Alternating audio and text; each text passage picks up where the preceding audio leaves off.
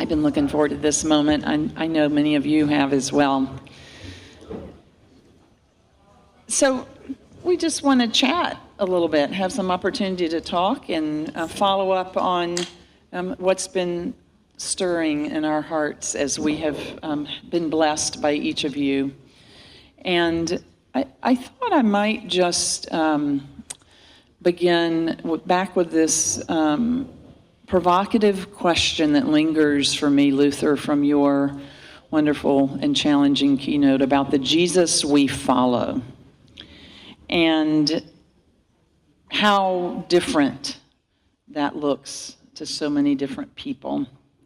And I guess I just want to invite you, because you've each invited us to think about praxis, or the way we practice our faith, and want to invite you to help us think about how to navigate the vast differences in the Jesus we follow, and what you're finding to be the practices, again, some of which you've already spoken to. We know both of your books really address this in some compelling ways, but that would be where I might begin.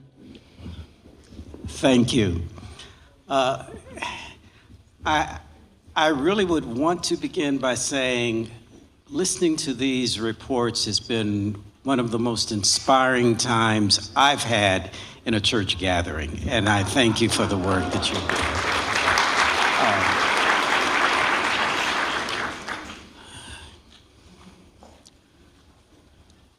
I think my own efforts as well as struggle to be involved with persons who have such different understandings of Jesus than I have, some of which are at odds with the image of Jesus, the experience of Jesus that I have, and some of them are just different, has been to relax the need to be judging people's Christology, and to know that Jesus is as surprising to me as that Oswald McCall reflection that I read yesterday about meeting Jesus. And it has been an approach that has enabled me to relax not only the judgment, but to delight in the experience of diverse ways in which we perceive Jesus, and to hear from persons whose Christology is so different from mine, who still have an inspiring testimony about their encounter with Jesus. I will sing hymn after hymn, and there will be songs that in no way reflect my Christology. In fact, I've been in services where it seems to me one hymn has been so at odds with the Christology of another hymn. And there are hymns that are not my Christology that just take me somewhere. Some of it has to do with a history of being in the church and being in the congregation. And when we've been singing these, there's been something beyond simply reasoning about this Jesus. It's been a transcendent experience of the congregation. And so 60 years, 70 years later, that continues to inspire me, even though the words may be different than the Christology that I hold. And to have that has meant so much for also then being in context of with other people who have a different Christology. And I would hope that we might be able to appreciate what it means to be one in the Spirit without necessarily being one in the Christology. It's beautiful, and to think about the music as a meeting ground for us across those lines of difference. Nadia Boltz-Weber was here recently, and she, as you may know, has really been anchoring her revivals in that shared ground of the sung word. So thank you for that. Carter, anything you would add? Well, I find my mind sort of running along two separate but connected tracks, perhaps. One has to do with being in groups of sister brother Christians like this, and knowing that our Christologies are probably very different in terms of the hymns we sing, the worship we use, even though we're probably most, if not all of us, are Episcopalians, but we experience liturgy, I think, very differently. And I, for example, have spent much of the last 50 years in terms of liturgical work, working on trying to move away from the patriarchal character and shape of Episcopal, Eucharistic, and other liturgies. I very much love Sophia liturgies. I love including our Mother God as well as our Father God. And so much of that can happen in churches, but it often doesn't. But it does not, the fact that it doesn't did not in any way diminish my appreciation of and delight in being here and worshiping with this group of people and understanding we are where we need to be and where we can be collectively, regardless of how our individual understandings of Jesus may land, but that we can come together, and we do come together. And this particular convention and this particular bishop's leadership has inspired me more than I can tell you in terms of inclusivity and integrity and depth of something that I will take with me forever, and I hope will continue to make me a better person. I personally am more of a universalist Christian, and I go often to the Unitarian Church because my Jesus is my brother. My Jesus is the man that inspires me, that walks with me and talks with me, and I mean that almost literally when I walk my dogs, which is, well, I've got to get home and do that, which is what you see up here. But when I go walking with my dogs, I often really will have what I trust to be conversations with a brother who's very much like me and like you. And the higher Christology, I'm not so sure about that, but I do believe that in the Jesus of Nazareth story, I am wrapped in Christic power. I love the adjective, that somehow in that man's life, death, and resurrected presence, we are all invited to experience his Christic presence. And that does speak to me. So with you all, I am at home. And we can each share our Jesus images and our Jesus Christ images and our worship and do all kinds of things with that. With those who consider Jesus, who will portray Jesus carrying an AK-47 or talk about Jesus as warrior and talk about nonviolence as woke and therefore as weak and therefore as not their Jesus. I don't usually have much to say to these people personally in person, and nor do they want me to be around. But those people are the ones that I was referring to yesterday or whenever it was I was last speaking about. I pray for those sisters and brothers. I don't want harm to come to them. I certainly don't want to do harm myself to them. I want to relate as well as I can to them, probably at a distance, non-violently. And while we're building the table to share Jesus' love, we have to leave places for the people who choose not to be with us, understanding that they are choosing to be absent. And that's what I used to say during the women's ordination struggle to the opponents of women's ordination, is that we're not telling you to get away or to stay away. You're telling us to get away. And therefore, we're going about the business of God as best we can, given what we believe about Jesus, about God, about the Eucharist. And you're welcome anytime you want to join us. And they said, well, how arrogant is that? You seem to think you're right. I said, well, actually, I do think we're right.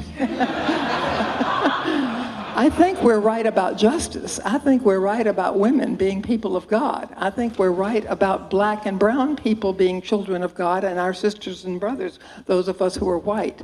I don't want to equivocate on that. I don't think everybody's telling the truth when it comes to how to perceive one another in this world. I think there are certain things that are simply right and good and just. But do I think I know it all about how we live that? Of course not. I always have something to learn from the people who have a different perception of how we help the realm of God be. I don't think for a minute that I have the answers. I may have some of the answers. I may have part to play in the conversation, but I know that I have way more to learn from you all than you have to learn from me, which is why I always think it's a little odd when I'm invited to speak. Which is why yesterday in the workshop I was eager to have other people tell stories, because we all have something to teach. And in that sense, I think the people who picture Jesus with a long gun shooting down his enemies, I think they're wrong, just dead wrong about that. I don't think that there's much conversation to have about that, whether or not that's right. But do I want them to shut up and go away? I would much prefer that they speak and tell us about themselves, and so that we know where such a person is coming from. Where on earth does that image come from? So, I think we have a lot to learn, but we also need to take care of ourselves, and we need to stand up for what we believe to be true and good. Powerfully and beautifully said, yes. And kind of building on this, coming back, my friends from where All Saints Hilton Head, I'm not stuck on this sermon too much, but I was just in All Saints, and I couldn't resist, because here comes Wicked, right? Pulling up that song we all love about who knows if, we've been changed for the better, but because I knew you, I've been changed for good. And this whole question about the other, and this is really what you're speaking to about leaving the place at the table, and the real challenge of practicing the love of enemy, of opponent. It's so present to so many of us in this room right now. Just a couple of examples. We have a church that was very disrupted by people coming to protest things they thought this church didn't stand for. And, it's been a hard and painful week for members of this body sitting in this room. There are another example. Others in this room are, doing a major food distribution in the SNAP gap today and have fears around what might happen with ICE agents and safety. So these are very real and present issues for us. And there's, the question of what does it really call forth in us?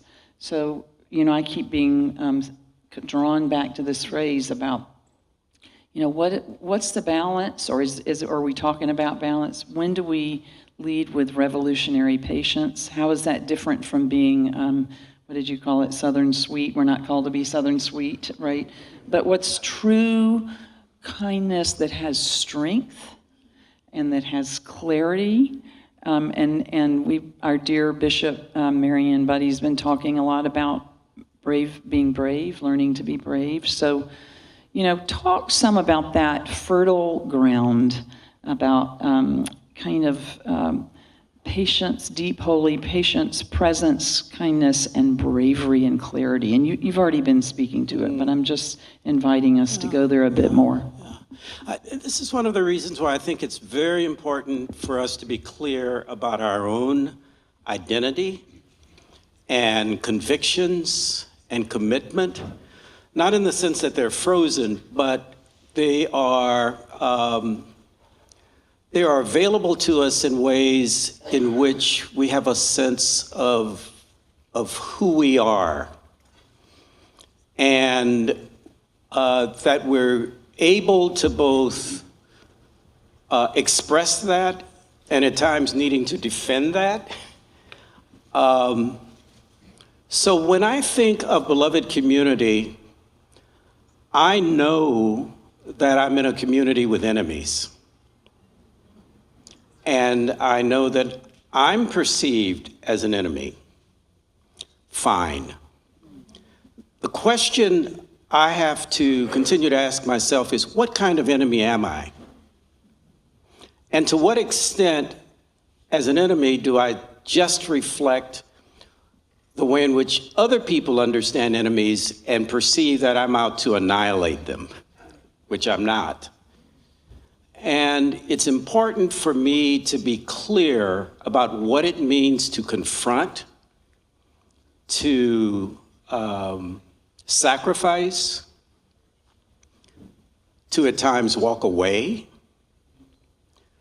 to gather a larger community in protest or in understanding, to go to a place of conversation when needed. It's important for me in terms of all these dimensions, because beloved community not only has conflict, it will always have conflict. And so conflict is not the problem as such. I mean, it can be.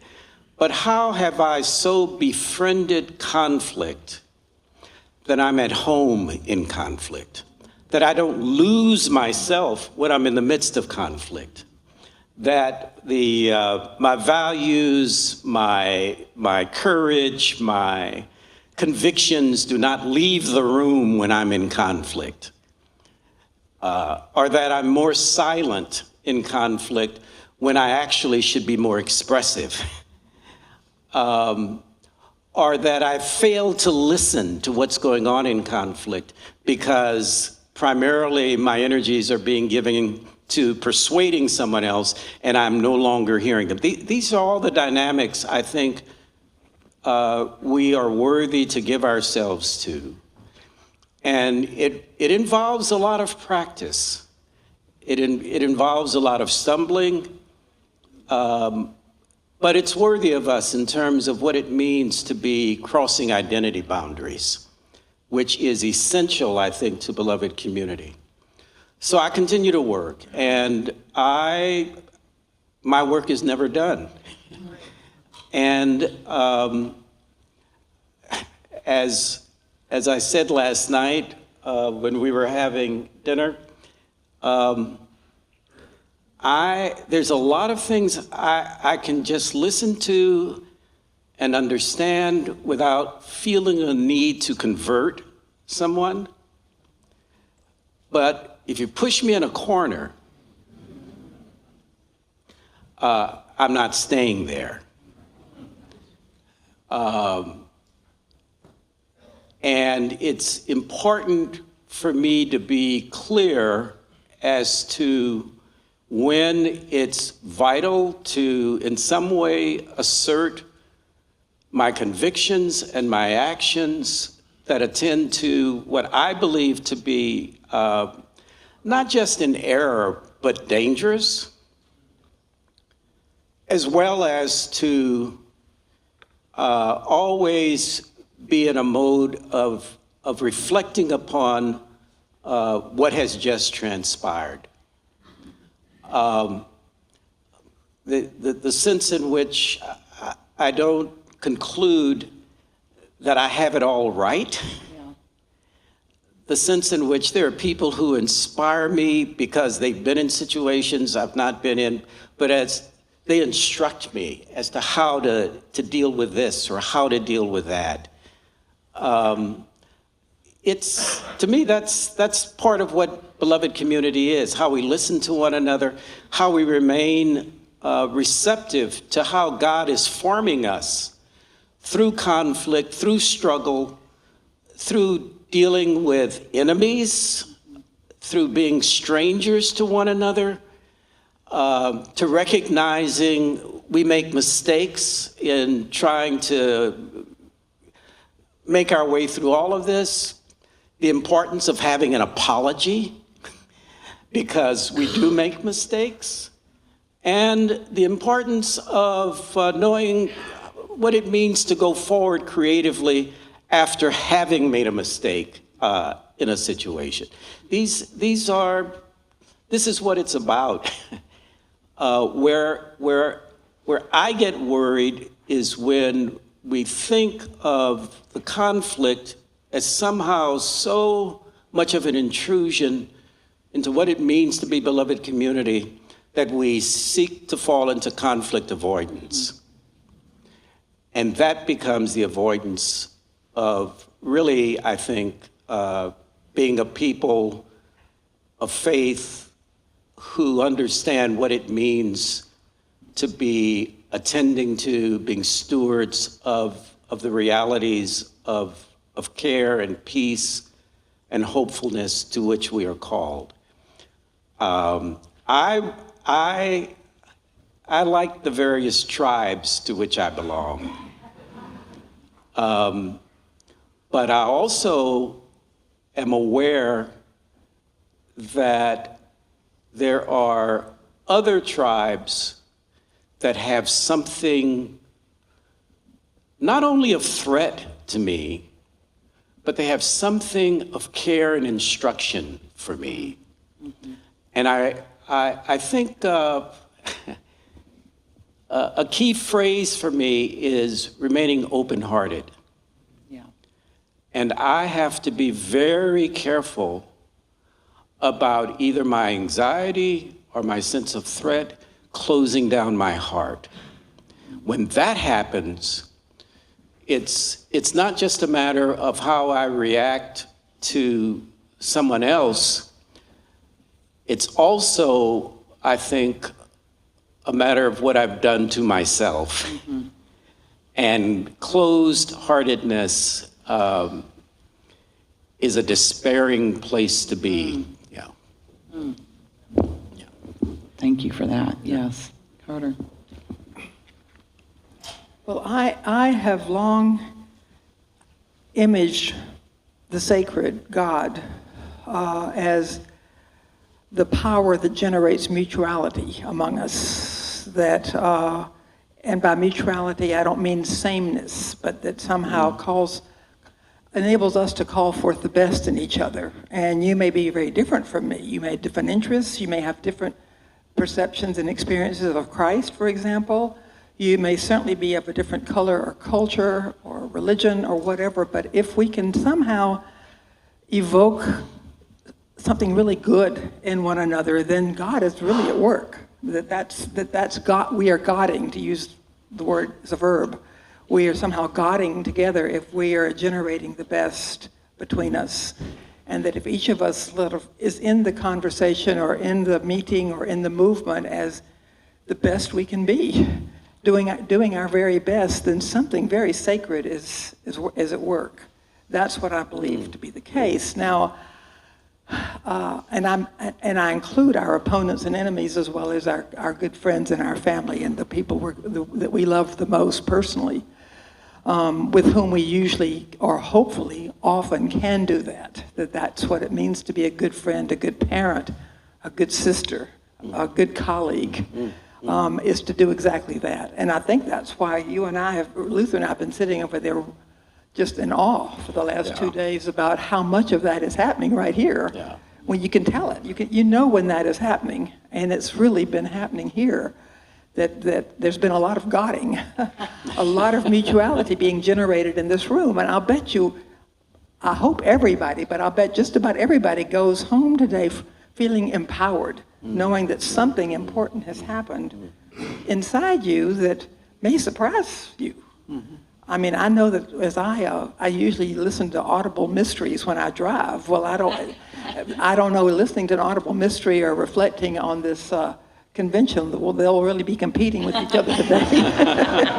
But anyhow, I think that's what it's all about, is this generating of mutuality. And within that, of course, there's always room for forgiveness, because we all need so much of it, so much of the time, both as givers and receivers. And God does that. God enables us to give and receive.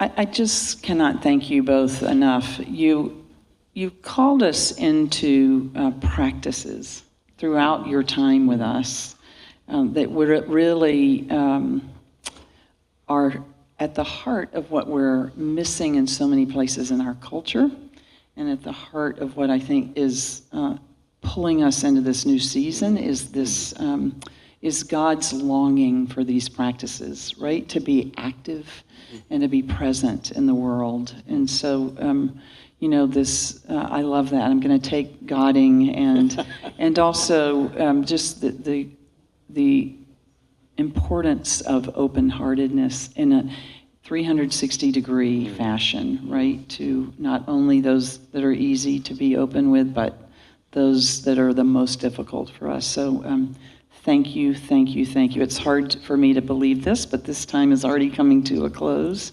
I want to thank you both from the bottom of my heart for saying yes to this, for bearing your wisdom here, and for bearing witness to what this beloved body is doing.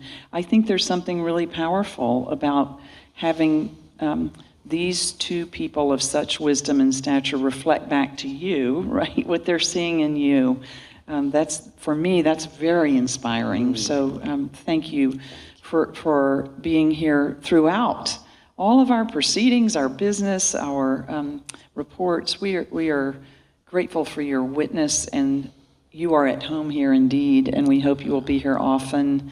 We have a small token of our profound appreciation that Canon Curry is going to bring forward. These are sweetgrass baskets made by artist Colin Steen Johnson. And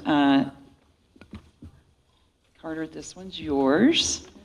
And Luther, this one is for you.